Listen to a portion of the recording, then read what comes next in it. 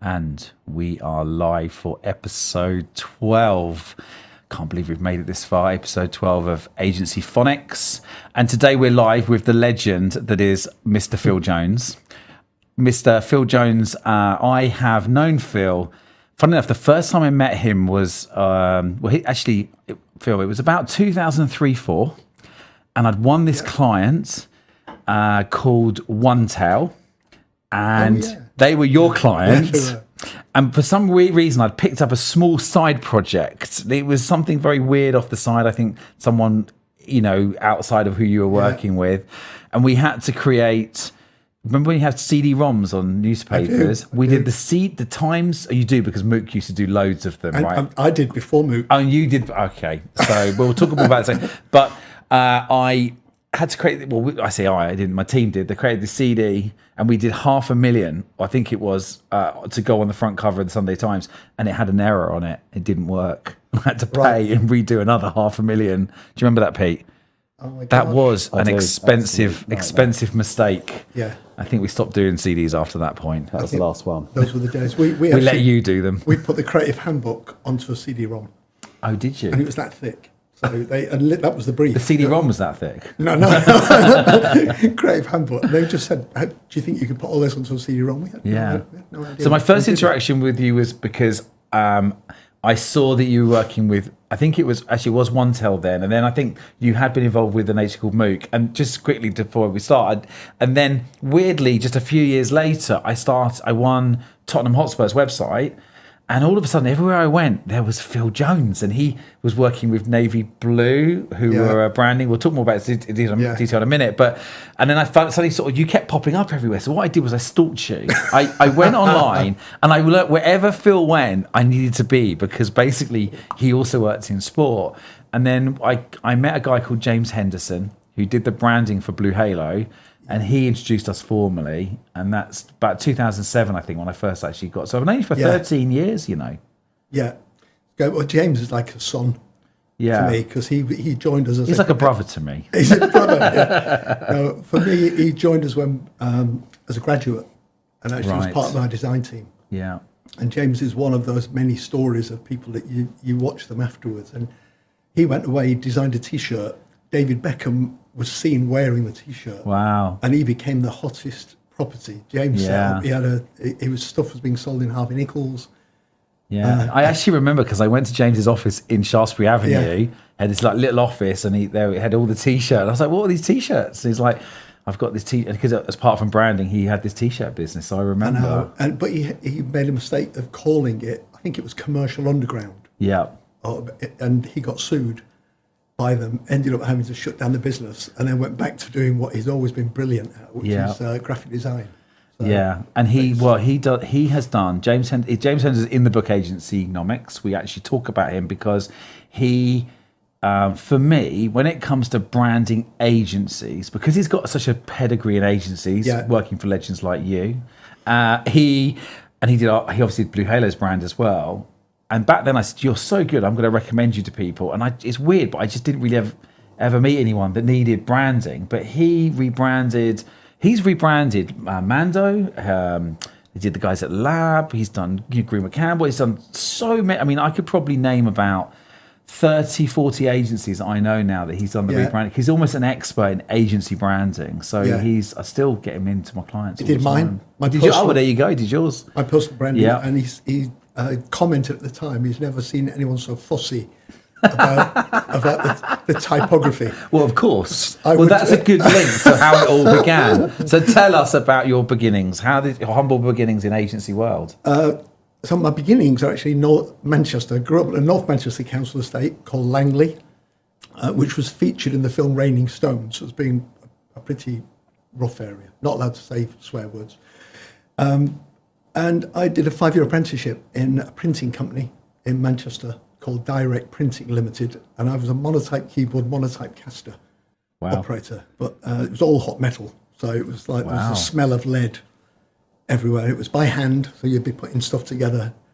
It's as far away from digital as you can ever imagine. So I did 5 years of that, and came to London actually to be a songwriter. Did you? I know you didn't know that. Because I Didn't know that. During my 5 years, I'd actually written a book of song lyrics.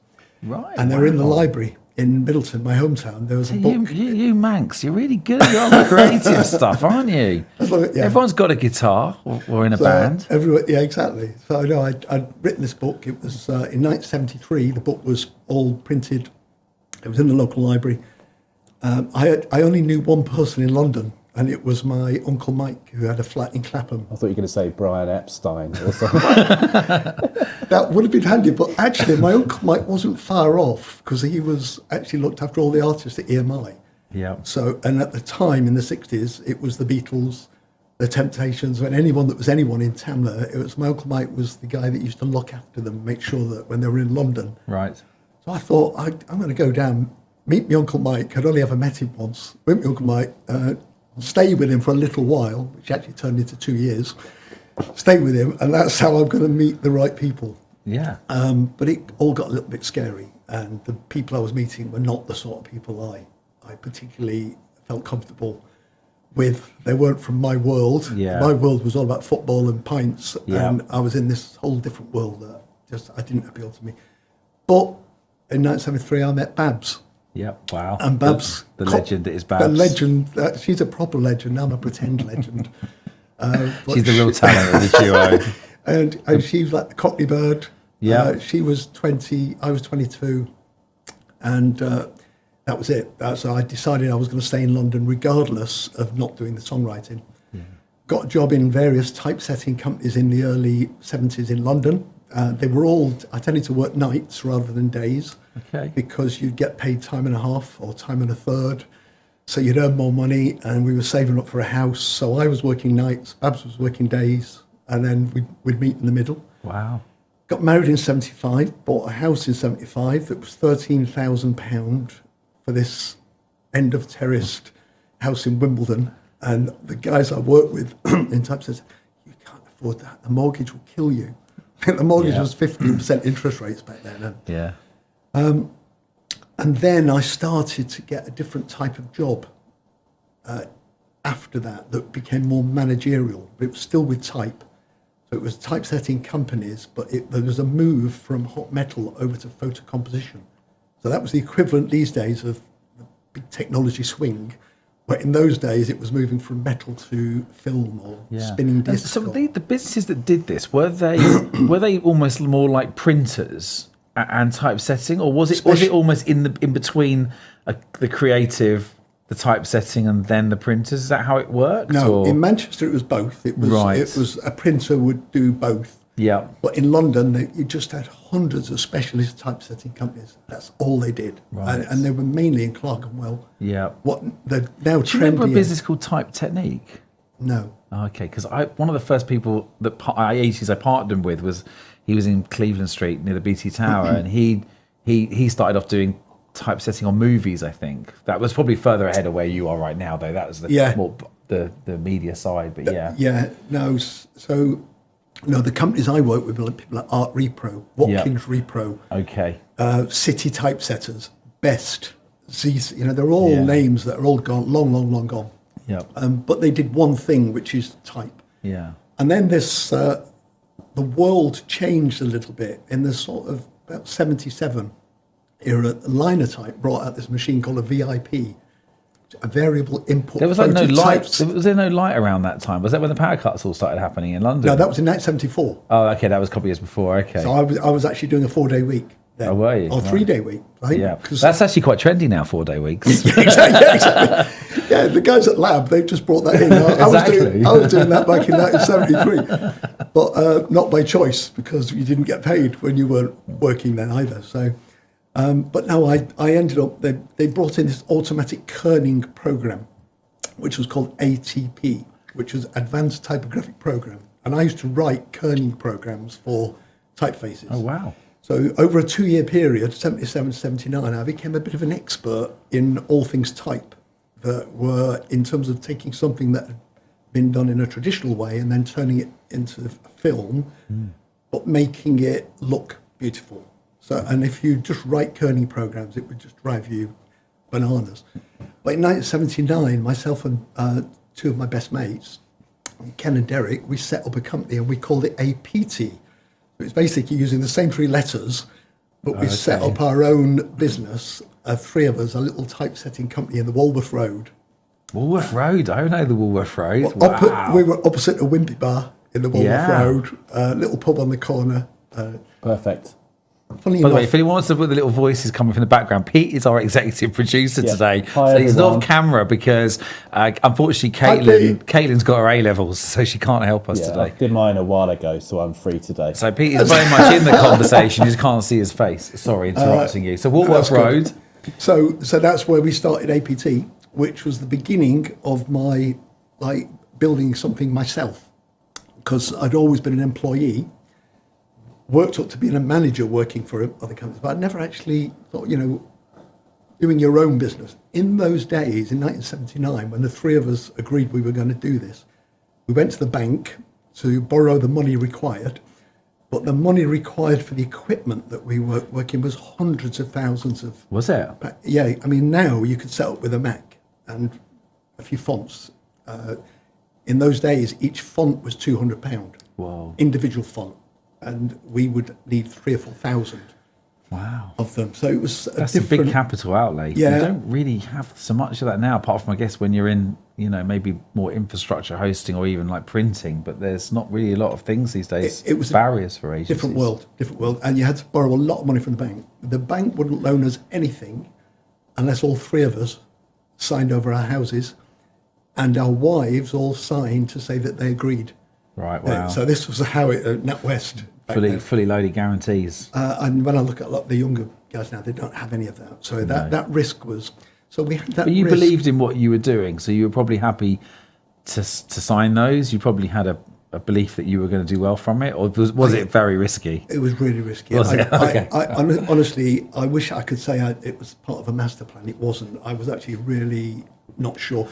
But I was 28 years old and quite naive, and I was just thinking, well, this will be great. We'll make it work.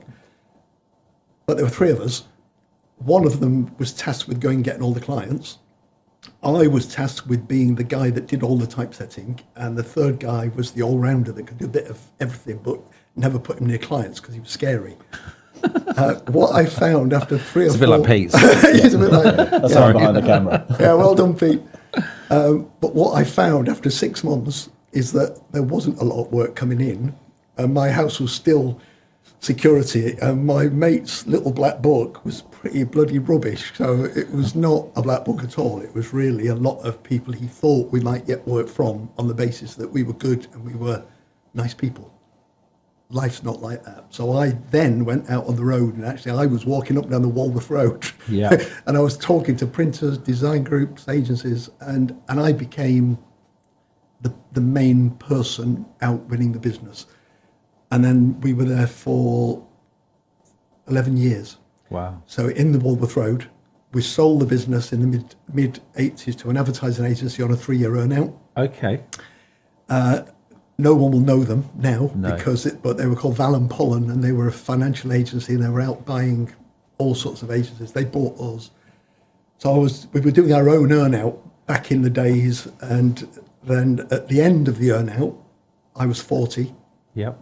My two partners... You sound a bit like me. I was sort of 28 when I started my business, and I Yeah. sold just before about 38 to 40 with the earnout. 40, yeah. So- My two partners stayed with the business, and they liked it, what they were doing. I just wanted to do something different. I just didn't know what I wanted to do, but I had a year where I couldn't work for anyone in opposition. Mm-hmm. And in that year, I just started I was traveling a lot, went to America, went to 5-6 different states, seeing how they were coping with the Apple Mac had only just come out. The Apple Macintosh was like late 80s, and that was impacting on people who ran type businesses. And I came back to London in 1981 with this really fresh idea, which was rather than telling designers that you don't think they'll succeed if they do it themselves, and doing a lot of what the other typesetters were doing, they say, these guys can't proofread, they can't do this, they can't do that. I just thought, why don't I help them do it? Yep. And actually went to all these designers that I'd known for years and said, if you need any help with it, I'll set up training courses to teach you how to use the Mac. I will, if you are interested, I'll So you're the last person I would imagine is a computer trainer. Not me personally. Oh, okay. No, I am literally, no. But I hired the guys, a guy called Mike Gernatowski, actually, whose name I can still remember. I think you need a medal just for saying that name. And I had him teaching people like Maggie Lewis at J. Walter Thompson, who was head of typography, just teaching her about this, how to work a Mac. And it sounded like a bit of a daft thing to do, like teaching your clients to do what you did. But actually, it was the best thing I ever did. Because then I ended up setting up studios within studios. So in 1991, I joined Real-Time. And the model for Real-Time back there, it's pre-digital. But the model we made for Real-Time, myself and a guy called Trevor Chambers, it was brilliant, was why don't we put Trev. Me and Trev. Okay. And we thought, why don't we put our people into the agencies with all the equipment, with all the font licenses, with everything that they need. We'll just put them in there and then do a deal with the agencies where we split the profits. Okay. Put all the cost into it. So we had a team inside WCRS, Euro or SCG, Emerson Scott, Coopers and Lybrand as it was back then, Anderson Consulting as it was back then. Anderson, So we had about 40 or 50 of our staff working remotely. So it became a model. That sounds like another model as well, doesn't it? I mean, in a way that, you've got agencies like Oliver now putting teams of people inside different companies, and you're almost putting teams in. We were doing that in 1991. Wow. That's what TAG ended up doing. Okay. And Steve Parrish became a multimillionaire, bought Crystal Palace. But what he was doing was something we'd done earlier. We just didn't make that sort of money. It was just like, it seemed like a sensible thing to do. Put your people inside, work with them. So we were running 24-hour service back at Real-Time, but we had 40 of our staff working remotely inside clients. And so if they went on holiday, we would just switch them. Okay. So all of this was a different model, but what was nice was keeping in touch with all of those designers. And this was still pre-digital, but only just. When they were being asked about digital requests, they needed to go talk to someone they trusted. And so we were in a really privileged position. Because they really were pioneers in terms of, because you're right, really, that early 90s. I mean, I remember being on the internet about 93, 94, so that you're in prime position at that stage. If you've got any knowledge about those things, digital and technology in the agency world. Yeah, and designers, it's all about trust. Yeah. If a designer trusts you, they will ask you anything, Yeah, I love the. Did you ever see the RGA story, The Next 9 Years? They did a fantastic thing at Cannes. It's probably, it feels like it was about 7-8 years ago, and Bob Greenberg, isn't it? I met him in New York at his office. Oh, did you? Oh, wow. Gave me a tour. Yeah, so he was on stage with a strategy guy, and they talked about how RGA had reinvented itself every 9 years. Oh, wow. And it talked about how they had originally started using Mac, I believe it was Mac, to do some kind of motion graphics within. I won't get this right exactly, but it was either movies. It might have been actually I think they were doing the typesetting on the credits. Yes, they did. And then they did some editing they took the computer stuff and started doing effects in some of the movies, and then reinvented themselves as in the early stages as being a digital agency. So it's quite. So what I like so far about your story is quite interesting for everyone to know, because when you talk about typesetting back then being the thing, in a way, when I look back to 20 years ago, to let's say when websites were the thing, and really almost now websites are, they're sort of things a lot of people can do, using Squarespace. You can use, it's been commoditized a lot, and it almost, in an agency world, you've almost got to keep looking forward, haven't you? Because what you do eventually becomes commoditized, printing leaflets or whatever. I mean, I'm not saying the design side, but a lot of the actual execution work is becoming sort of more automated or. Yeah, so it's interesting to see how you've almost done a similar thing. You've kind of reinvented yourself along the way. Yeah, but not to a plan. Yeah, and not doing what you should by accident. Everything's accidental, but you make your own luck by just, if you've got I suppose a bit like a captain selling a ship. You know, you rely on the captain that is going to have you going the right direction. All these different people will do jobs on the ship, but the captain's the guy that. And I've always enjoyed that role. I've always liked being the person who's saying, well, why don't we do this? Why don't we do that? And then you need the people around you to like deliver it. But that period of the like going over to digital, there was one crucial year, and it was 1996. Okay. And it all just turned. Did it, right. So from up until 96, it was playing with it, and it was interactive CD-ROMs, and it was all of this. And then there was Canon were sponsoring the England football team at the time.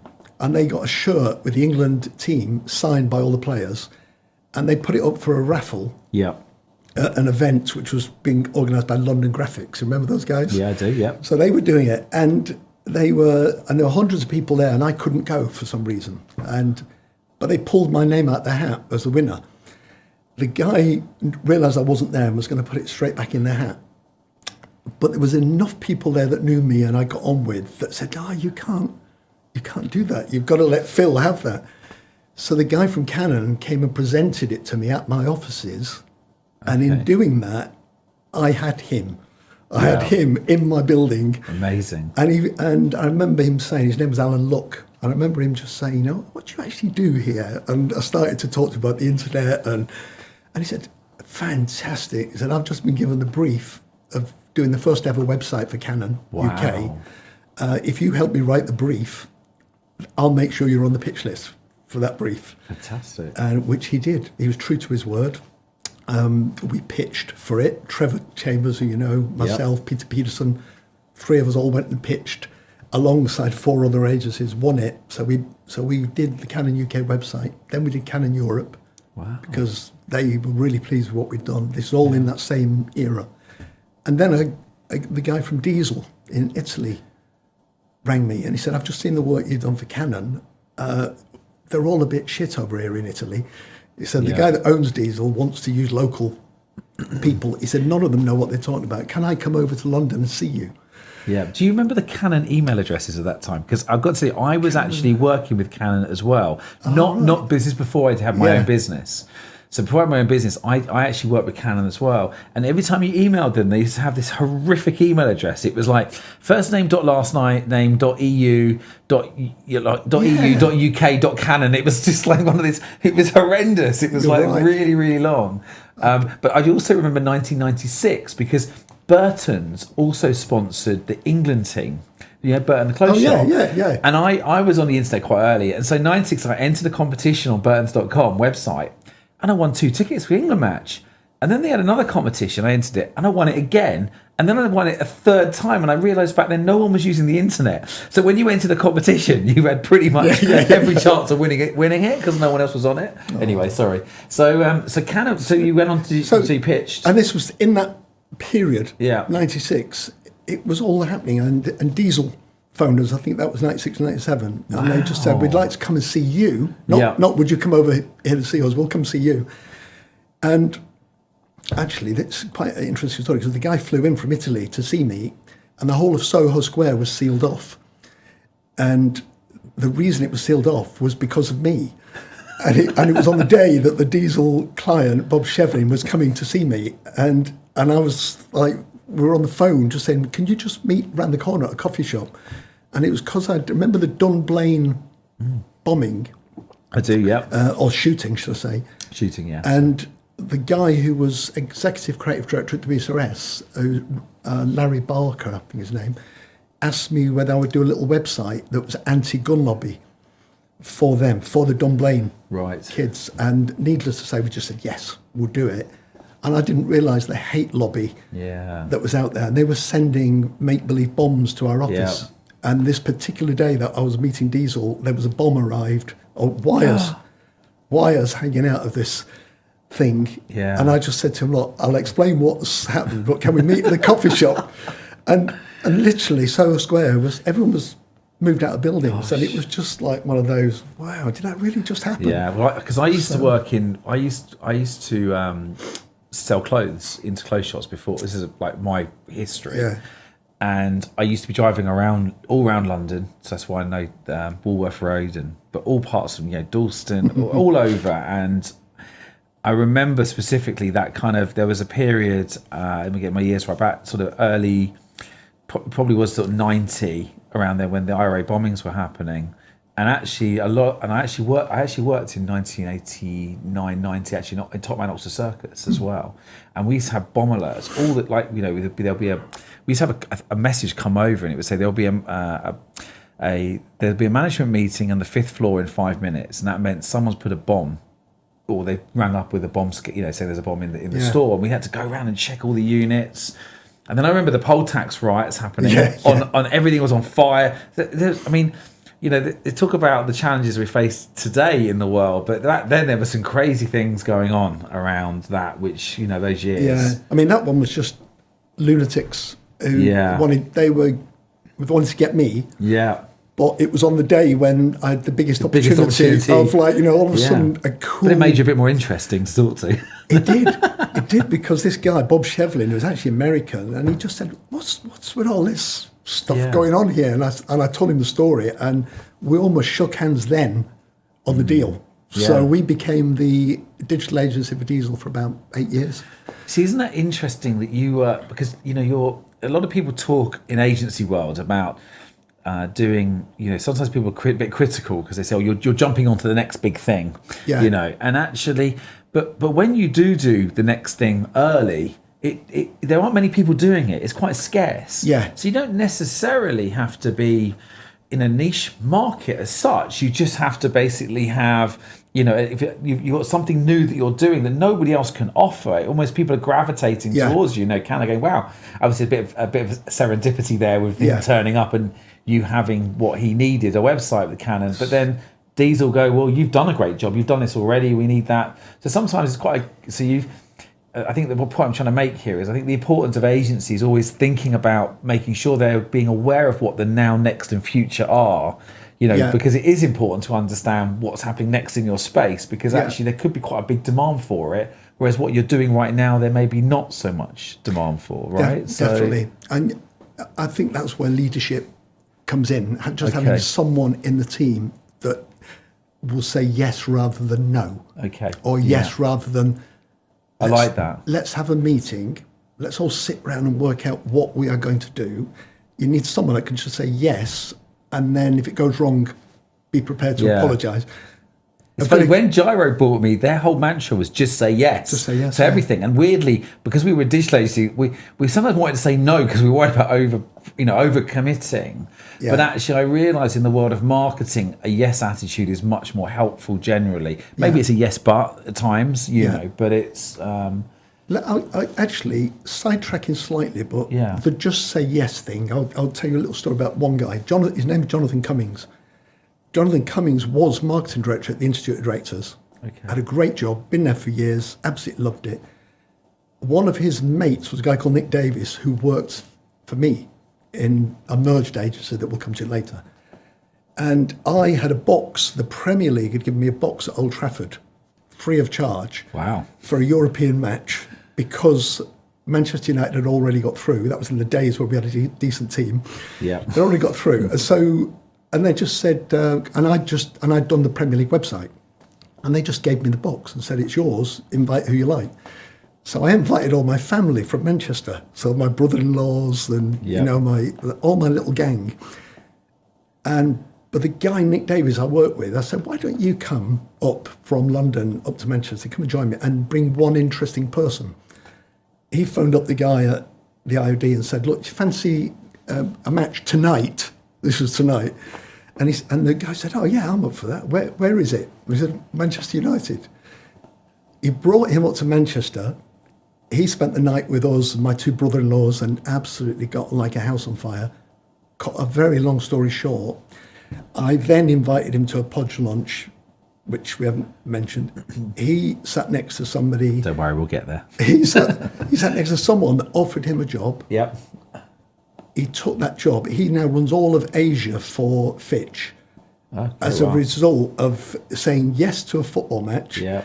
in a city that wasn't his city. And he's always, when he talks about it, he always says, if I'd have said no to that one invitation that was to something that was a bit of a drag, going all that way, but it actually turned his life completely around. He now lives in Hong Kong, 2 children. Yeah. I think this just yes thing is a bit of a theme, Pete, because you remember Tamara was saying, she said she always, you know Tamara Littleton, don't you? She's lovely. Yeah, she's lovely. Yeah. We'll talk about Podge in a minute, but I went to the pod, your December Podge, just got the one before, and you kindly sat me next to her, and we must have spoke, for like 3.5 hours solidly to each other. Wow. It was like there was a room of 200 people, but it was like we were just talking, and it was amazing. But she said she just says yes to everything. It's quite hard for her because she's not extroverted. You know, she's kind of ambiverted. She's in the middle a little bit, so sometimes she kind of be quite inwards. Yeah. And she said, just say yes to everything. And then I have to kind of deal with it. But actually, I think that's part of her success. Is she just has the right mindset. 2 days ago, I invited her to be a judge at this year's Daddy Awards, and she just said yes. She said no. I thought you were going to bring my story then. No. Yeah, well, there you go. So I think this is, it's about positive. And I think being positive, and I think sometimes people are a little bit too, I don't know, like people these days are sort of overthink things. To say no, isn't it, sometimes? Yeah. Rather, yes is sometimes a hard thing, and I think starting at a place of yes is definitely and work back from there. Yeah, definitely. Is that if there is one thing over 40 odd years of what makes you successful at what you do, that's what I've always done. Just even the diesel thing I told you about, the guy there at Diesel said, I wish I had someone like your designer in my offices in Italy, but I can't afford them. So I just said, why don't we put one of ours in there, so you've got complete access to him. Yeah. I sent him over there for 6 months with the idea that he'll just go over and help the relationship. He's still there.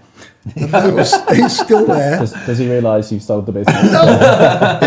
He's got this is Richard Holly. He's got 2 children. He married one of the girls at Diesel. He never came back. And it's like, well, if I'd have said no, his life would have been completely different. Yeah. He'd have never met her. He wouldn't have the kids over there. He wouldn't have this whole new life in Italy. But it's one of those things. But you build up this loyal family of people who would always look out for you. If you do well by people on the way up, when you get to be an old fart like I am now, you get so much goodwill there. I've got to tell you that I was brought up with that saying, and I quoted this the other day. I think, because I don't hear it talked about anymore with the current generation, which is you always were taught to be nice to everyone on the way up because you meet them all on the way back down. And when because life isn't always up, it has its downs. And when it has its downs, it's good to have the people around you that you helped or that you got on well with, along the way. And I think that is a really nice philosophy to just remember, always be nice to people, because some stage in the future, and I get it a lot. I get a lot of people that have helped me out, and then they'll send me messages saying, "Oh, look, I really could use help right now," and it's really, and I'm there for them, and I want to be there for them because that's part of what we do. So I heard you with on the Alexa Stop podcast with Rob, which is a while ago. I listened to it. You did it in Portugal. At your place in Portugal. I think they surprised. They gave me half an hour's notice. Did they? And they pulled the mics out and went. They were supposed to be on a holiday day at my villa in Portugal, and they all of a sudden they're in their bathing trunks and they came from the pool with microphones saying, "Oh, by the way, can you just do this?" But there was something I remember. You just said yes. I just said yes. Yeah, exactly. It was great though. But who is your young assistant, by the way? He's trunking in.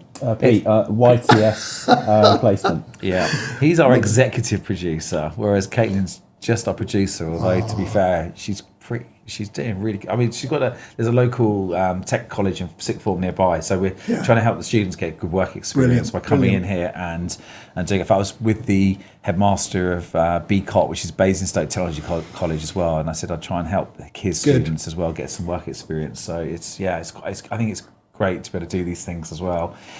But on that podcast, you talked a little bit about the 80s, and I don't know whether it was the 90s or the 80s, but I think it was the 80s, and I think it's where you first discovered, because it's all lead on nicely to Podge, but where you first discovered the importance of collaboration between businesses, and that you sort of told on the story about how when the economy was a bit difficult. I think it was the 80s. Does that sound familiar? And you said Yeah. that all of a sudden the agency started coming together, and actually, as Ryan Hall, who was one of our last guests on here, said, he said, I think Martin Sorrell famously sort of used the term frenemies when he talked about Google and Facebook, but that frenemies, the competitors as friends. When did you first kind of discover that was something that where in the agency world where they came together and it seemed to be a benefit? It's an interesting one, because when people now talk about networking, they think of networking as in a different way in this digital age to networking in the 80s. So for me, networking in the 80s was running five-a-side football tournaments at the Elephant and Castle, and I had an advertising league and a design league. There was no digital, but I had men and women. So I had a ladies' league. This is in 1984, 85, 86. And we had all these tournaments, and it brought these designers together because they were all together at the Elephant Castle. There'd be a trophy at the end, and you present the trophy. But you'd be building all these bonds with these people that lasted, still there now. Yeah. It's people that are now, I'm still in touch with, who they met when they played five-a-side football. Wow. But towards the end of the 80s, when I was on my earn-out, between 1987 and 1990, there was a terrible recession towards the end of it. And we literally just got the timing right. So the end of our earn-out coincided with it all going a bit pear-shaped. So we were lucky. A lot of designers at the time were less lucky. And they were really hanging on by their fingernails. So big design groups were struggling, and small design groups. The reason that I started the Podge, which was 1994, was because in the early 90s of 91, 92, 93, I'd moved into this different environment. So real time was different it wasn't a typesetting studio anymore. It was a studio doing more interesting things. But a lot of the people that I'd met throughout the 80s in that 11 years, I just thought that if they'd have collaborated more and spoke to each other more and shared their problems more, they'd have actually wouldn't have had half of the problems. A lot of the problems were property related. They'd taken bit long leases on property, and the market went, so they went bust as a result. And so I phoned, there was no email, I phoned a small group of owners of design agencies who I regarded as mates, and I said, why don't we just do a lunch and get a group of us together, do a lunch where you all share with each other just how bad it's been, because none of us can pretend it was good, because it wasn't for anybody. But let's just get us all together. I'll sort the venue out. I'll pay the bill at the end of the night, and we'll just split it 30 ways, because there were 30 of us. And it was at Quaglino's, in a private room at the top of Quaglino's. It felt really good, That was literally just off Piccadilly Circus, wasn't it? I remember. I did go there, yeah. Yeah. And we had this amazing lineup. There was these 30 people around the table, but they were some of the design legends. Alan Fletcher, founded Pentagram. Wow. Marcello Anali Tattersfield, Eric Speakerman. The founders. And they all were happy to go. Like, they didn't say, it's competition or anything like that. Because the invite was from me, and I wasn't a rival. Yeah. But they couldn't have invited each other. Yes. Because at that time, if the founder of the partners had phoned up the founder of Pentagram and said, let's all go out and have lunch, they said, why? Why would you bother doing that? Why would I waste time that could be spent with a client talking to someone who's a rival? And so I was doing it as a one-off, and it was literally meant to be a one-off, just get them all together and give something back, because they'd all been my clients. Give something back, a one-off, and then I realised when I had 30 of the top designers in the country, I better give this thing a name. And I thought I needed to come up with something tacky. And then being from Manchester, if you drink a lot and you eat a lot, you put on a podge. Yeah. So I just called it the Podge Council, actually, the Podge Council lunch. Okay. And I got Trevor did me a logo for this thing, so it had its own logo. Trevor doesn't seem old enough to be doing this thing for long as he has been. He's about 10 years younger than me, but he's just super talented. Yeah. And says yes to everything. He's, Yeah. he's another one. But I set up these rules for the day, and I had a little list of 6 rules that they all had to obey on the day. And one of them was that no one could choose where they sat. As they came in, they take a number out of that, and that would tell them where they were. So they didn't. One was that halfway through the lunch, everyone would move around, set number of places. Wow. And then the third one was that if anybody didn't pay the bill, because I had to pay it all, and there was no email, so I had to invoice them all, 30 separate letters. I said, if anyone didn't pay the bill, their share, that the other 29 people in the room would all have to pay. So we'd name and shame Sounds fair. the person that didn't pay, which obviously meant that no one was not going to pay. Yeah. But I had all these little rules, and actually it was the best day ever, and it was so lovely because you had all these people that were legends talking to each other about what they could have done differently. And at the end of that, they said, "Oh, could you do this next year? Could you get us together next year?" And that became the beginning of... Because I guess even back then, you'd have had different subtleties between the size of businesses, the geography of the business, maybe the type of sectors they worked in. Yeah, there were There's so much overlay, isn't there, that actually really there's always an opportunity, even between people having no resource. And I always quote this story of 2 agencies we both know well in Clerkenwell, who at one point one of them handed the other one £1 million deal because that person didn't have enough resource, even though they're direct competitors, because I'd rather see it to someone who's a friend over the road I agree. than someone who is, someone they don't know and don't trust. So, well, in that room, there were packaging designers, brochure designers, annual report designers. Yeah. They all were designers. They're all creatives, and creatives can be really cynical. They don't like other people's work. That's how I wouldn't have done it that way.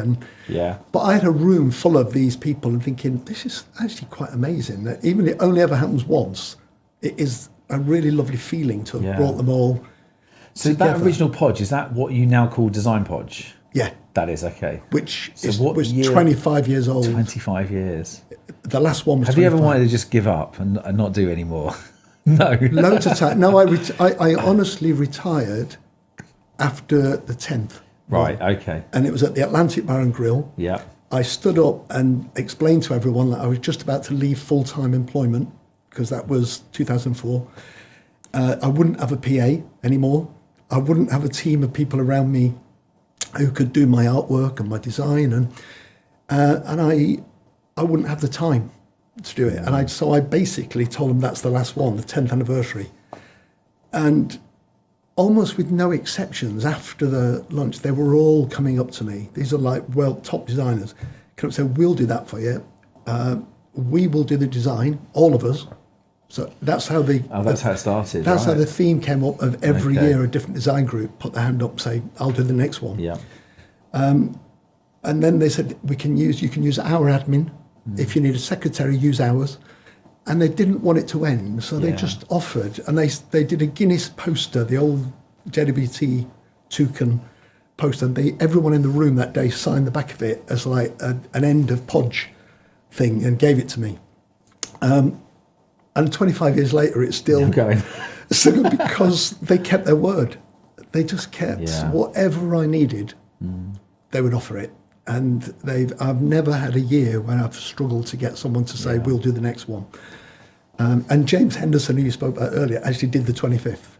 I did hear. I thought that was quite nice. Yeah, very nice. But I'm now Wasn't working there a really on... funny story with him a couple of years ago? Sorry, we talk about this is like the James episode today. But if you heard this, but wasn't there one where wasn't it Pip at the Dots who was telling a story about a tattoo? Yes, yeah. What? It was at last year's Podge. Do you remember the story? She was sat... so Pippa of the Dots Yeah. was sat next to me, and she's lovely, really special. Yeah. And she pointed across the room and she said, "Oh, I've just seen the guy that designed my tattoo when we were at school." And I said, "What do you mean, your tattoo?" And I said, "Before I introduce you, show me the tattoo." And of course, she showed me this little tattoo that she had. And she said it was his name was James. And I'm looking around the room, I think, she must mean James Henderson. And so I brought him over, and the two of them were like having big hugs. And that's so funny, before the isn't it? coronavirus, of course, they were holding each other. And it was just like one of those, what are the chances that you'll put two people together? We've had 2 weddings. Yeah. At Podge, Have you 2 weddings? Wow. where we just sat people, the seating plan, and they've met them and now married. They've got 5 children between them, the 2. So you never know when you do a seating plan. I've made lifelong friends from Podge. I think, and then weirdly, you see, I didn't know that you did Podge. When I knew of you, I still wasn't, I was in this kind of new era of, I don't know, digital agencies. I didn't have an agency background. So through those noughties, I was trying to understand, what, and someone walked in one day and said, hey, I really love your agency. And I was like, what the fuck is an agency? I'm a web development business. And actually, I met Graham Darracott, who was at Graphico. One day we were doing an event somewhere and he was there too. And he was the agency down the road that was a bit bigger than us. But I'm going to get him and Julian from Up There Everywhere on. Because I don't know if you know Julian from Up There Everywhere. They're one of those don't think so. agile agencies. He used to own an agency called Dow Stubbs out of Sweden and LA, and so anyway they're going to get them both in, but Graham was the competitor down the road. He was about $1 million turnover bigger than me at Blue Halo, and he would, every time I met him, he'd say, where are you now, Spencer? I go, I'm here. And he'd go, this is what's going to happen next. And he used to predict everything, and I go back to Pete, I go, Pete, apparently this is going to happen next, and he was right every single time. Wow. So I thought, well, he knows about digital agencies because he'd been doing it for 2 or 3 years longer than I had. So I was 99. You said sort of 96. I was on the internet 96, but I was still trying to figure out really, take the risk of leaving my job and starting a business. But there were a few around in that 96, 97 area starting, and a lot of them went bust in the .com crash.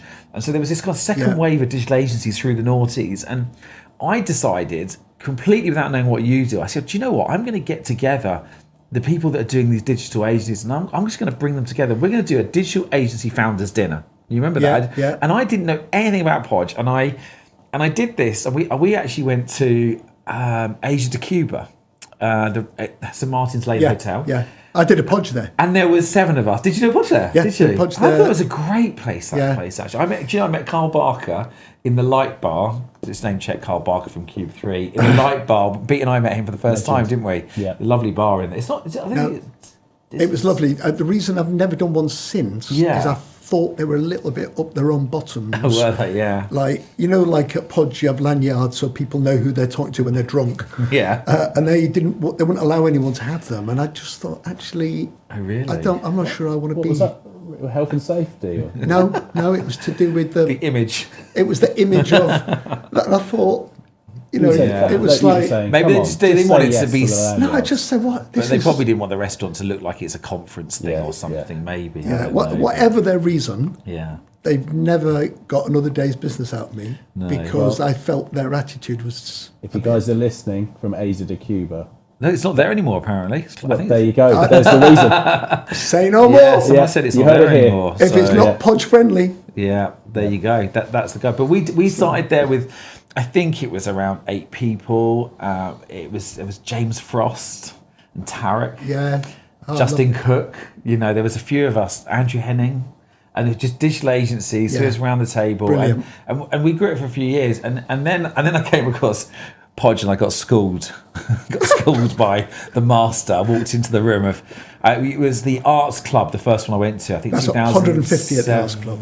I think, did you? Right. I think I was 2007. I remember walking in and going, was that Hegarty or was that a year after? John Hegarty, 2007. Does that sound about right? John Hegarty, who's actually one of the investors in Pippa's business. Oh, is he? Right. Okay. But I knew that John had a vineyard in France.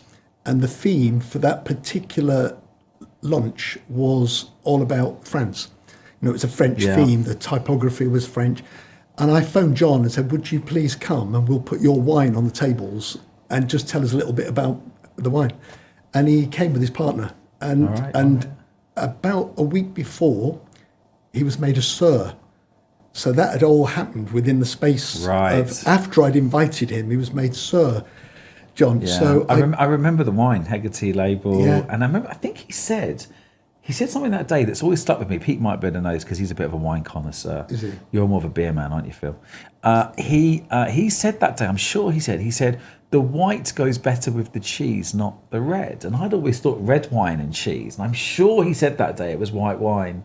Maybe a listener will email in and email Pete. He gets all the complaints. Wine connoisseurs at cat.uk. Yeah. What I do know is because he thought it was hilarious, I put a little red carpet from the door to his table. But it was as long as this. It was just that big. Okay, did you? That's really funny. And I just had it going to his chair on his table and said, Sir John, pull the table away. But people like that, they don't ask for anything in return. Here's another guy who just said yes.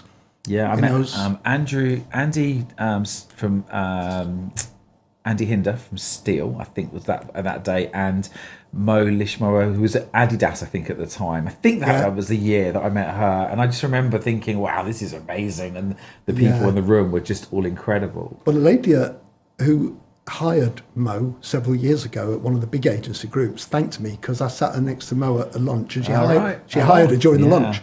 So I was going to say, I think the benefits, when I look at the benefits, I talked about the sort of, the big deals being swapped. I noticed it when we did it. And then when I came to yours, I guess as a guest, you're running, you don't see everything. You probably hear it afterwards, but I've had people sit next to me saying, if it wasn't for Phil, I wouldn't have sold my business. And then I said to you, and you were like, you didn't even know about, you didn't even realise. But because people don't always, every now and then Pete and I get an email through, don't we, saying, thank you, you don't realise, but you did this one thing. And often it's like 5 years later. And I'm like, why did you not tell us earlier? Yeah. But I think a lot of things happen in that room. A lot of magic happens. Yeah. And I think the lab theme the other year was something about the unforced connections or something that happens, the magic from the connections. The theme that they came up with, lab, was like the consequences of connection. Yes. Because very often you don't know what is going to happen in a room. No. But unforeseen consequences. Yeah. And there's all these things going on every table, with all people just chatting to each other, and then you move everyone round. And nothing's planned. Like, no one knows what's going to happen. No. But if you kind of go there with the right mindset and you listen to people you're sitting with, there's always magic in that room. Yeah. In all of your rooms, there's always magic. Yeah, there's people, going back to that say yes thing, there are people who come even when it's a bit of a hassle. Even if it's a week when they're really, really busy, they'll still say, no, I can't miss that. There's others who are a lot more fickle. Yeah. And they'll pick and choose. And those are because we change 50% of the guests every year for every lunch, you end up with a lot more people than there are places. So, and I've got a long memory. And it's those people that, just said no because they couldn't be asked. Yeah. Or worse still, didn't turn up on the day. Oh, yes. And left an empty seat between. Yeah. And they just don't get invited back. And quite often they don't know why. But we missed one because remember the trains, the snow in Manchester. Yeah, but you were actually showing me pictures of the train. You were at the train station. Yeah, it was like all the trains were cancelled, weren't they? And I was sitting there. Yeah, but I thought that in itself was impressive, that you actually were still at the station. You'd gone to the station to try. But we mucked up this year, Pete and I, because we had something planned, the diary, a long time ahead, so we're not going to be in Manchester. You're not going to get a 1 year ban. You're all right. Oh, thank you. You're safe. Thanks. That's good, Pete. We've got it. So we've got our engraved. Everyone's been giving me lots of grief for not being there as well. So everyone's giving me stick. Well, it's this Friday. Today's Tuesday. It's actually this Friday, Manchester. Yeah. Well, I hope it goes really, really well. I think I'm sure it will happen. I love the prison theme. Tell us about the prison theme. I haven't seen it. Well, every year there's every design agency that puts their hand up. Yeah. They come up with the theme. And who's the one this year? Inter-Marketing Agency, who have just been absolutely brilliant. Leeds? Where are they based? They started in Leeds, then London, New York. They're really fast-growing agency. And Nikki, who's one of their partners, volunteered a year ago and said, can we do the next one? I'm sure I've met Nikki actually. She's brilliant. Yeah. She spells Nikki in a really weird way with two eyes on the end. It's like Vicky and Nikki, they're the same, they're always spelled weirdly. But they've just been great, and they presented 6 ideas to us at the Groucho over 3 bottles of wine, and we went for this particular one that's about, because it's the 10th anniversary in Manchester of Podge. It's called Stodge in Manchester. Of course. And the 10th anniversary, and they came up with the idea of a 10-year stretch. like doing it as a prison sentence. And so we coordinated with Harvey Nichols, and we've got prison food, like even the layout is on prison. Great. So, and even the lamb, it's the lamb shank redemption. Yeah. So everything is just like in theme. Oh, that's good. And we do that with every lunch. So once someone says we'll do the next one, then you try and make it something that all their staff want to work on, and they can have fun with. And so that's the one that's happening this week. So and no snow, which is brilliant. Yeah, no snow yet. No, don't say yet. Yeah, You've got other things to contend with. You're due a year without snow. It's been the last 2 or 3, hasn't it? I think you're going to be lucky. I think you're going to be one of the last people to probably get an event in that for a while. I think in the next month or so, you might find that everything's a little bit virtual. You have to do your first ever. Imagine doing a first ever virtual Podge. Everyone's at home on Zoom, eating their food. There'll be 250 people on your monitor. Yeah. You have to choose who you talk to. You've got the same delivery. I think I've just come up with a great new idea to reinvent Podge, by the way. The virtual Podge that's done on Skype. Virtual Podge. Do you know what? Going back to my five-a-side football days, the nice thing about proper networking is that you're actually doing something with someone that you either... Well, I want to talk to you about this because I think you've hit on something today that I maybe haven't been very, very good at articulating, because I remember when I had my agency, I used to belong to this group called the Supper Club in London. I don't know if you've ever heard of it. And one day they said to me, do you like beer? And I was like, yeah. And they said, do you like bitter? And I was kind of at that stage where I was going off lager and trying the IPAs and stuff.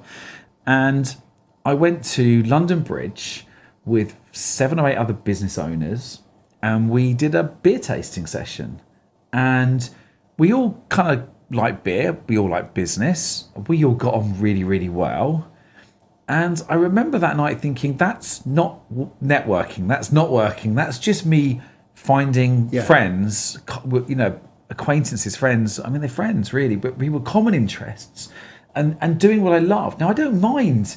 What I used to hate, and nothing against IOD, by the way, because the venues are fantastic for your podges and stuff.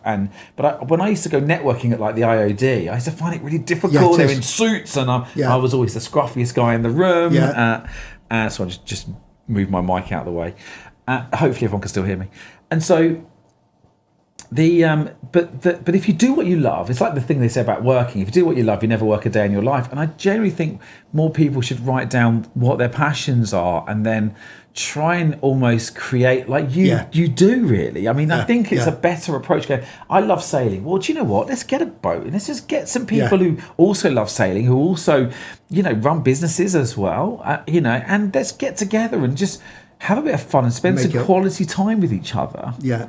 Which I guess when you think about it is, if you kind of dissected what golfing is, that's what people did. People would go on the golf course a long time ago, maybe more so in maybe these people still do it now. They do it now. My friend runs the biggest golf networking in the country, so it still happens. But golf still exists. Thank you, Pete. We do a golf. You do a golf day. You know that. I did Podge golf. Yeah, but it clashed with our golf day last year. Did it? Yeah. So we did it. You had one. You moved the date. It was the same date as ours. So we ended up doing one same day. We've got to learn to coordinate better. Well, yeah. But I love that. I think there was a message to send out to everybody. It's Sometimes it's about bringing people together, doing something they love, and form meaningful, genuine, authentic connections because you have something in common. That's right. Yeah, that's the formula, really. I'll tell you a little story. The networking thing. From my APT days for 11, 12 years, my real-time days, 11, 12 years, when we merged with, we had about 100 staff, and we put it together with Evans Hunt Scott, who had 150 staff, so it became EHS Real-Time. And we then had about 250 staff. I was vice chairman and operations director of the merged agency. Yeah. But then, a couple of years later, 2002, we merged with Bran. And we bought Bran. That was EHS Bran. So then it became EHS Bran. Yep, remember that. And I remember going to the board meetings, and because I'd always come from a background where you would just say yes. It's obvious that we're going to say yes to this. All of a sudden, it wasn't an obvious yes. It was like getting the opinions of lots of different people, and roundabout. And we had a new MD who was a lovely guy called Mike Horn. Really liked him, but I realised I wasn't being I wasn't contributing in the way I'd always had. And it was because most of the things would be argued into submission, or you'd say something that seemed really obvious and common sense. So he brought in a lady called Jill Garrett from an organisation called StrengthsFinder, which I would recommend to all your people who are listening to this. So what do they do? So the StrengthsFinder is something where you actually work on finding out what people's natural strengths are, and in particular the top 5. And the top 5 strengths are the things that no matter how they try, they're not going to be able to alter those, because that is who they are. Okay. So it's a bit like if Maradona was the best player in the world with his left foot, but you spent 3 seasons trying to make him better with his right foot. Yeah. Would you end up with a better player or a worse player? And it's probably a worse player, because you're actually focusing on things they're never going to be great at, whereas there are things they're already great at. I'd never heard of this at the time, 2002, and I did it. The MD had taken a bet with Jill Garrett, who had previously just been doing the same thing with Colin Powell, who was like running America.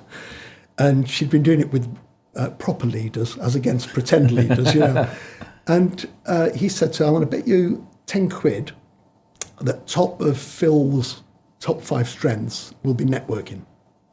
And they had a little private bet. And then I went through this strengths finders with her. She gave me back all my results, and then sat for an hour just chatting about the whole thing and what it meant and what was the context of that. And she let me in on this conversation, and she said networking doesn't appear anywhere in your top 5 or your top 10 or anywhere in there. And she said because what you do is not networking. Yeah. And a bit like what you were saying earlier on. Do you know what we call it in the book? What? We call it socializing. Because an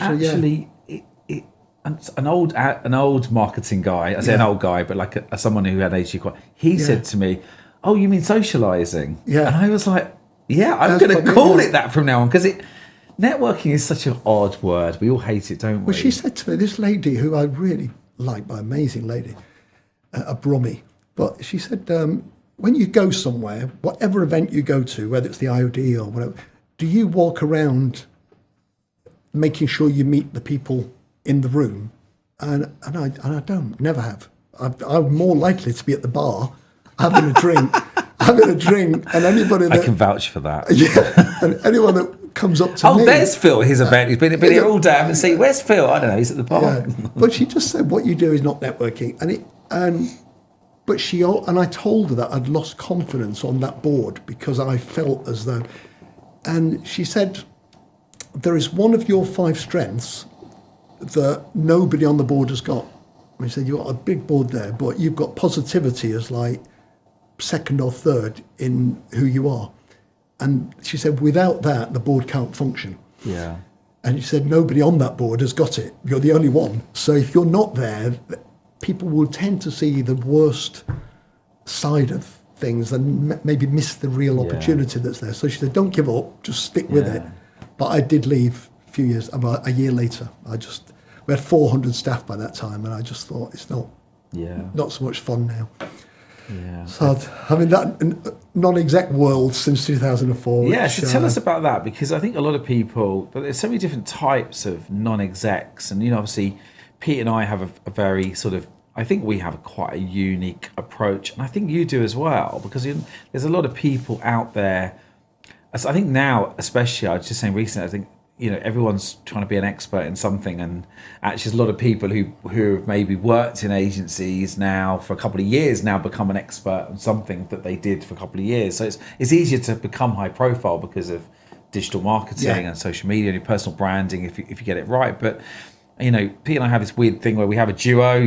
Pete does finances, I'm the kind of more entrepreneurial, but we work under the bonnet, right? So you go to an agency, we don't really work on the external.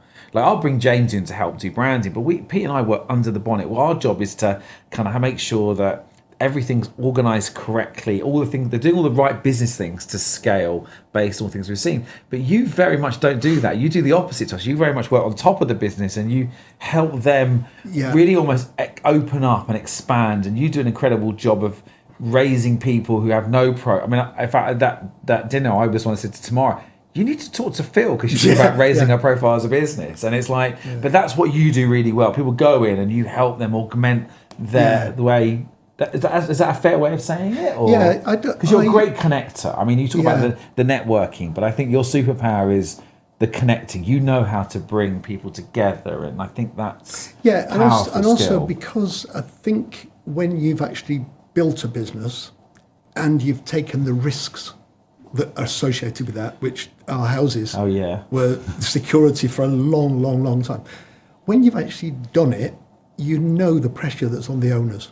You actually know better than anyone else because you've actually done what they're you have good empathy with them doing. And then when you've done it over multiple projects and skill sets, whether it be type or whether it be design or whether it be digital, but you're actually working across it. So my skill, if you like, is understanding what the owners are going through, understanding what their challenges are, and then working out how can I help them make their lives easier. In some cases, it might be that I've found the founder that I've brought their MD in, or I've brought their CEO in. It might be that you just change the way that they're thinking about something. They can get themselves into a negative state of mind when actually the opportunities are really, really positive. And do you know that I was talking to someone this morning on this very subject, and I said, I used to think that the Peter Drucker thing, culture trumps strategy. So when I first started doing this, I thought for me, I thought it's all about getting the business strategy right, get the vision right, know what the plan is, know where you're going. You're going to hit my own headphones. Sorry, you're going to get there. It'd be great if I just knocked myself out. And then Pete, you can come I'll step in. Let's step in.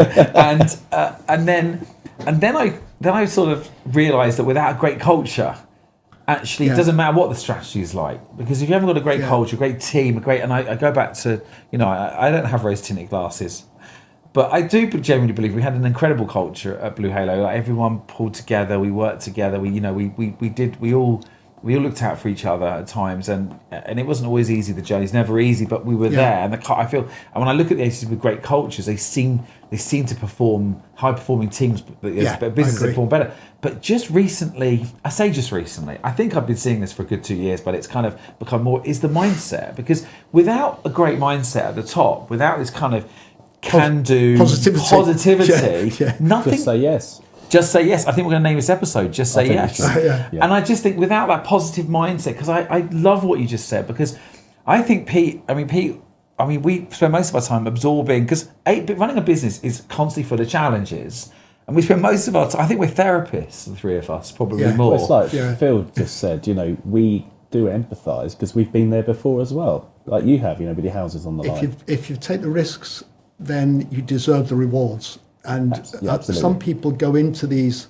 I've worked with companies who've got non-execs, and Navy Blue was a good example, but all them years ago, long time ago. But you're not sure what they bring to the party, because they're looking at the numbers, but they're not actually looking at the people in the business, and they're not looking at several times you've referred people over to me because you've said actually they need a bit of what you do. But if it's someone they're more interested in telling people what they're doing wrong and then go out and fix it, I'd prefer to be the person who helps them go and fix it. Goes fix it, exactly. So, and that might be... You're a fixer. The guy at Diesel called it... He once he was doing a LinkedIn thing, because Gordon Young wrote that Phil is what LinkedIn set out to be. Oh, right. And this guy... The human LinkedIn. Yeah, and this guy, Bob Shevlin, said, no, it wasn't. It was Craig Johnson, the ex-Liverpool. Oh, I met him. I got a selfie with him at one of your podges, and it was actually Craig, and he was like, he came up with the word enabler. And he said, you just enable the things to happen. And he was trying to describe it in football terms of, like, in the Liverpool team that he played in, there were certain players who just enabled others to do what they did better. And Ronnie Whelan. Sorry. Ronnie Reagan. Right. Go on, you Reds. But I do like the bit of when people. I was at that Man U game the other night, where Chelsea got beat. So I didn't want to bring that up. Really, it was a miserable evening. Anyway, I like to just sort of be available. Yeah. I charge them based on 1 day of my time a month. That's all. So, but I'm actually accessible 24 hours wherever I am. Yeah. All the time, and so the sort of phone calls I get can be 8, 9, 10 at night, where it's someone just saying, "Oh, this has just happened," or we've just lost this client. Yeah. Or if it's an events business, our keynote speakers just got told they can't come because they've banned all flights. So you're immediately thinking, how can we help put that right, rather than all the negative stuff that could go with that, Yeah, exactly. But it is fun. I'm actually enjoying it immensely. Yeah, it's good variety, and you get to see some interesting stuff that happens. It keeps you young. I do say it is a young man's game, isn't it? When running an agency, do you think? I think so. Yeah. Yeah. I think so. I think they need a little bit of help from people who've done it before, so they can avoid some of the. It's funny. I uploaded this. Pitfalls. I uploaded this little meme on. We work with an agency called Fountain in Norwich, and Marcus I kicked him the other day because he wasn't posting enough. Anyway, he did a great update, and actually I uploaded a little meme that I saw, which sort of said, always work with people that have trodden the path that you want to do. And I think that's a really important bit of advice. I mean, I had that from not only from mentors and from non-execs, but I also had it from my competitors, who were slightly bigger than me, and the combination of all those things was really powerful. And also sometimes it's having someone to hold you to account a little bit. Like, they don't want to let you down. If they're working with you, they want to make sure they're doing things. Like Pete and I think we have there's a bit of a stick with us. It's like, shit, they're coming in this week, we better make sure that we've done all the things we said we were going to do. So there's an element of that as well, which is useful. Having someone like Pete, who's a you can add up. numbers man. I've never been able to do that. I look at a balance sheet and I just glaze over, and I need to have someone with me that puts that into layman's terms that I can then say, right, got it. That's what we need to do. That's why we work in a duo. No, I thought it was just because of his Although he jokes, skills. he says I'm his junior I'm like his junior tax accountant these days. Every now and then I say something intelligent, don't I? You do, yeah. You say every now and again. Every now and again. One of the things I would say to because a lot of the people who follow you are younger agency owners, it's just that, like, being involved with the organisations, the Beamers, the DBAs, the DNADs, it's actually a positive thing. And in the 80s, when I was doing the type business, different era. Yeah, you got in the Hall of Fame of Beamers, didn't you? Yes, I was in the first Digital Hall of Fame. That was very impressive. That was amazing. The next one on the list after me is the guy that invented the internet, and it's like, I'm looking at the he's definitely. I'm looking at the Tim names. Berners-Lee, you're number 2. I should go through that list, and I was thinking the only person whose name I didn't recognise on that list was mine. But it's you play more football that for Man United, Phil Jones. What are you talking about? he's shit though, isn't he? It's like, I'm always Luckily, he's not watching this. I'm always on the bench.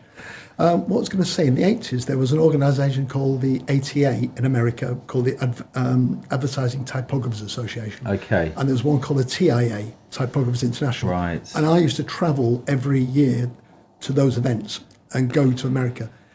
A lot of my rivals in England used to say, well, why are you doing that? The cost of getting to wherever it was.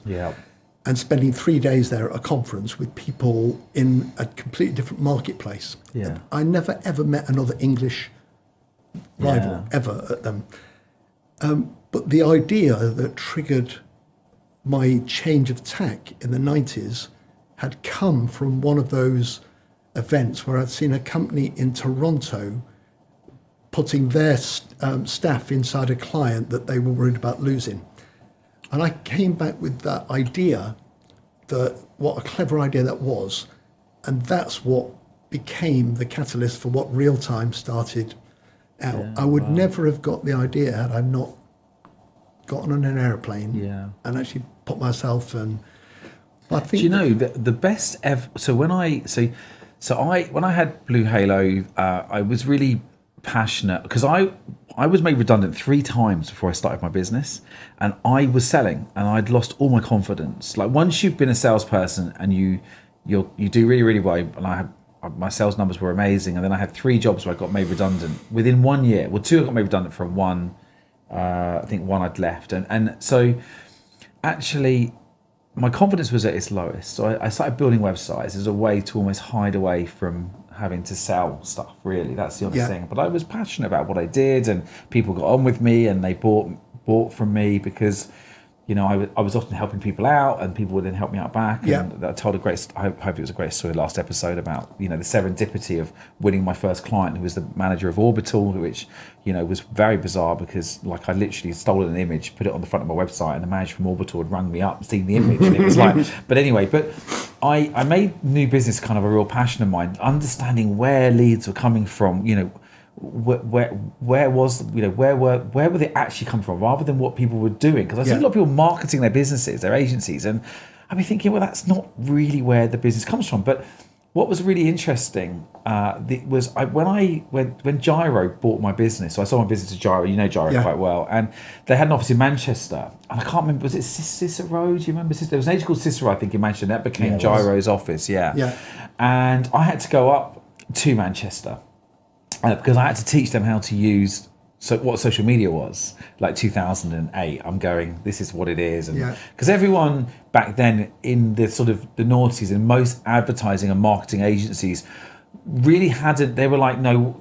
the web department was the dark arts department somewhere else. They were like, well, we're the creative team and you're the internet team. Sounds like you had kind of solved that integration thing, but a lot hadn't done that. And so there was a guy there, and the rumor was he earned more money than the chief exec of Gyro, the £100 million agency, because he was the top sales guy, but he wasn't the sales guy. He basically just worked from Manchester.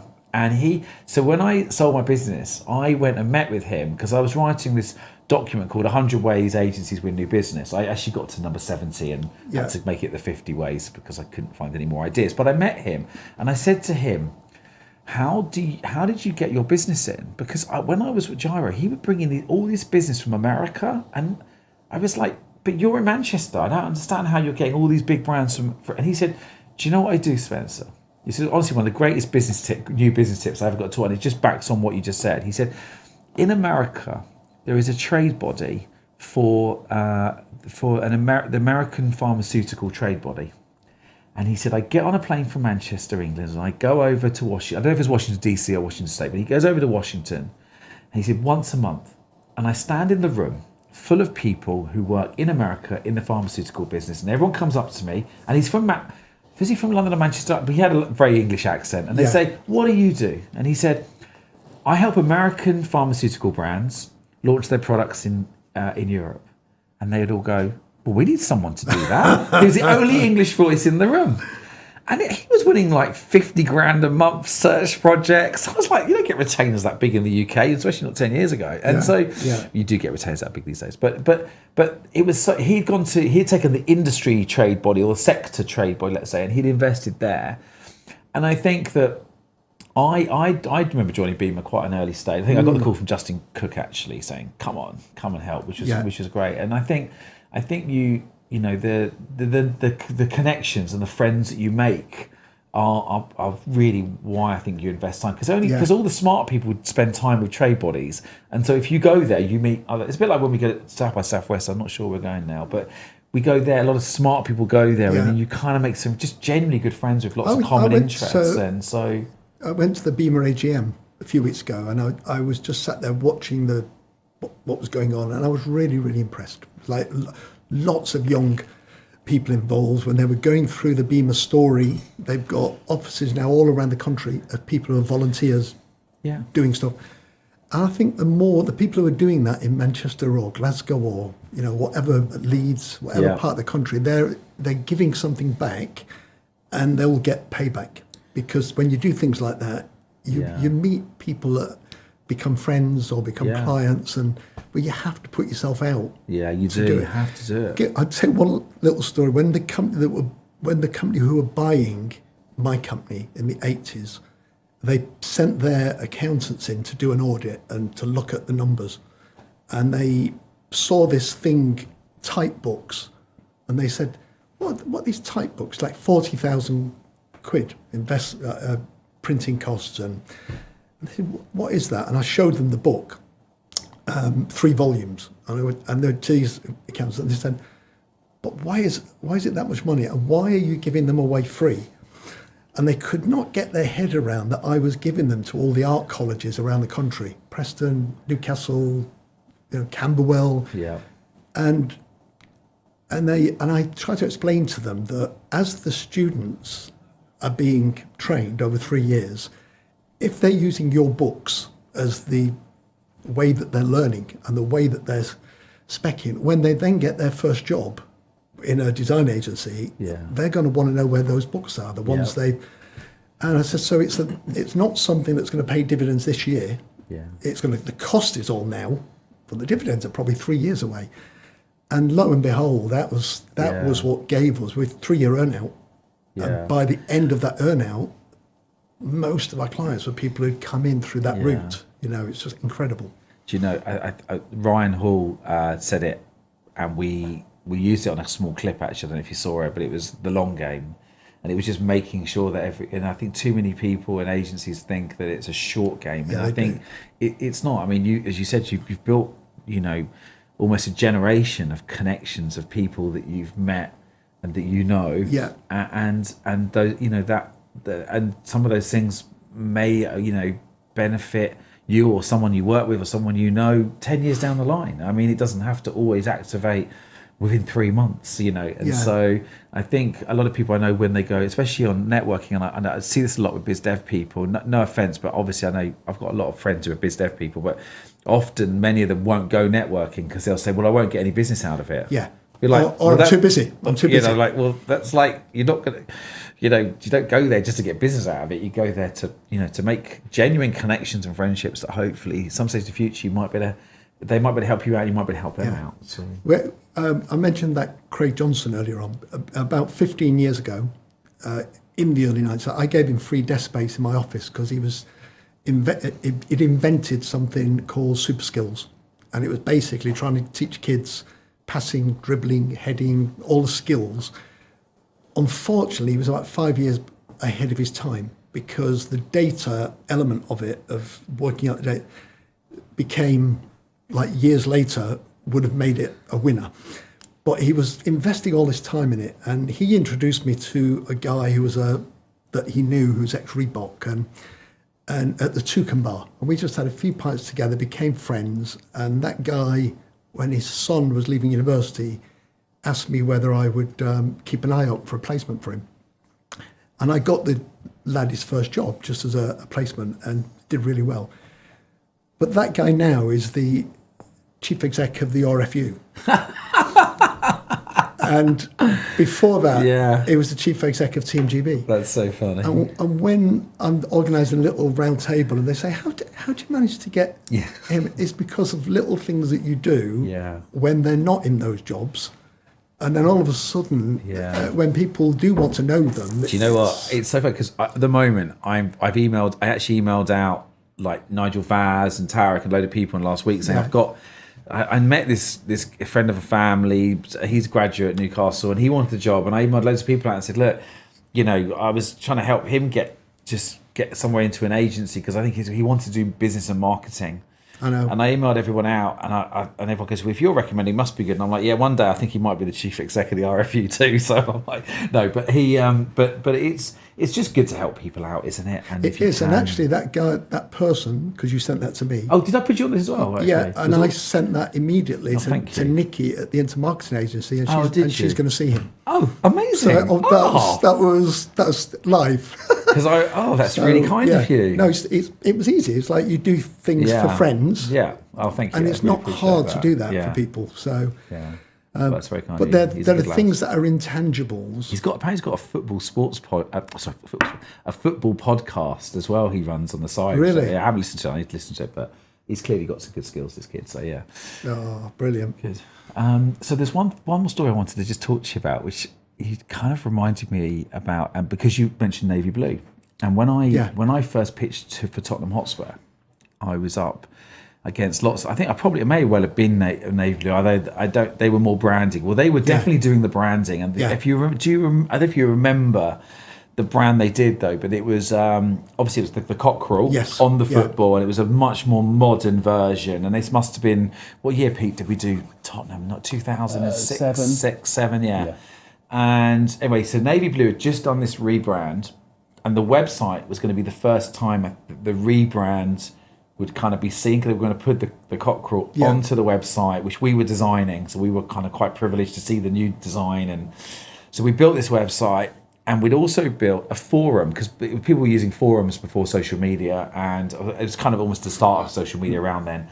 And so football fans all had forums, and Spurs fans all had a forum. But we had to put a profanity filter on, because obviously there's a lot of kind of abuse in football, a lot of, there's a lot of banter, but there's obviously a lot that goes there. So we put this profanity filter on, and the forum went live, and we had a complete disaster, because everyone wanted to talk about the new cockerel, but it was starred out, so they couldn't say the word cock. Brilliant. So this whole backlash online happened. We were like, could have done with Tamara's help back then, but so it was quite funny actually. So yeah. And your client then was Paul Barber.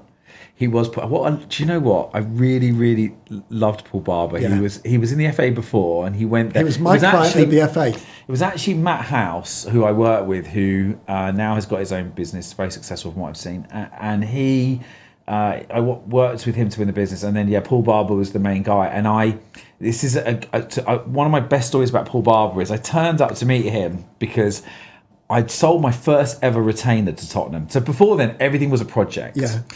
And I needed to sell more. In fact, they asked for a retainer, so it was easy. So I put together like a rate card that said you can have like your mobile phone tariff, option A, B, C, D, E, and F. And the day rate and the hour rate went cheaper the more hours they took. Yeah.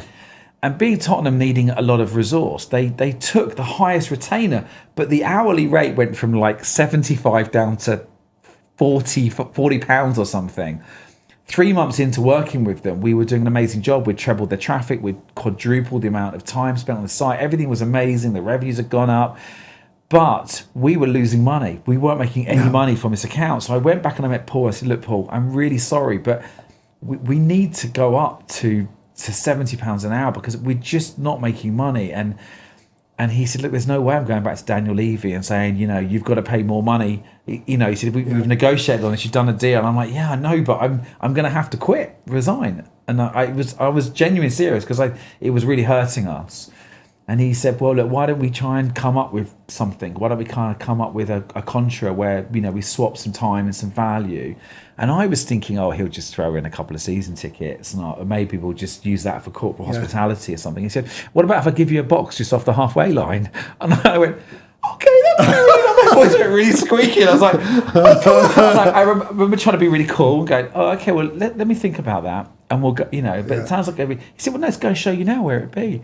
And I was like a kid in a cat. I mean, bearing in mind, I'm a Chelsea season ticket holder. So this was obviously slightly awkward, but actually Spurs became my professional team. And I actually think they're an incredible club. They've got a great culture, great business. And I loved everyone there. Working with them was a real pleasure. If I turned down Chelsea Football Club because I promised Spurs, because they gave me my break, so I promised I'd never do another Premiership team. They let me pitch for Liverpool. We won Liverpool later on, but Paul Barber was, I think he's in America now, isn't he? Do you still see him or not? And now CEO at Brighton. He comes to Is he really CEO at Brighton? I should send him a message. Comes to Sports Podge every year. Does he? Yeah, really nice man.